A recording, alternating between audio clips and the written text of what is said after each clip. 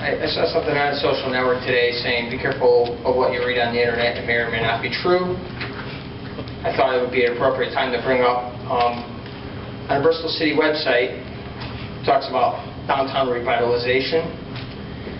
And it says the goals, increasing the number of people living in downtown is a solid goal. Feet on the street creates customers, reduces crime, and increases life. I think this is untrue. This is a falsehood.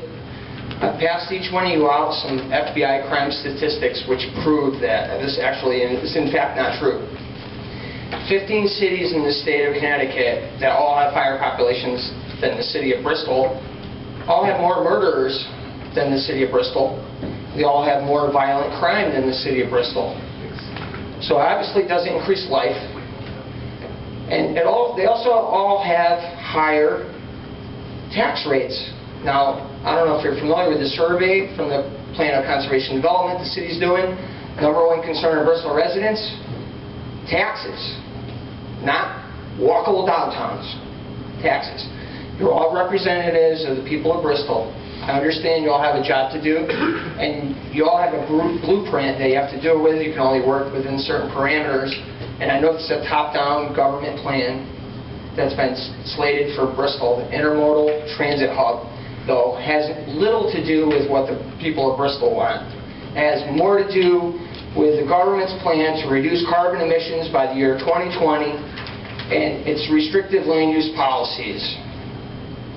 And I also want to mention any board or commission meeting in the city of Bristol, the public has a right to speak. So if you don't schedule a public participation part, then you have to answer questions when somebody raises their hand. We had the comptroller up here today, and we were talking about borrowing more money. And I have some concerns about that. I'm looking at the public annual finance reports from the city of Bristol from 2011. It shows that we paid $6.5 million in debt service in the city of Bristol. And in 2013, it became $9.8 million in debt service. So we're paying more, and what are we getting for services? I mean, we need the roads paved more than we need affordable housing. And I know I went over, but whatever. I'll catch up later.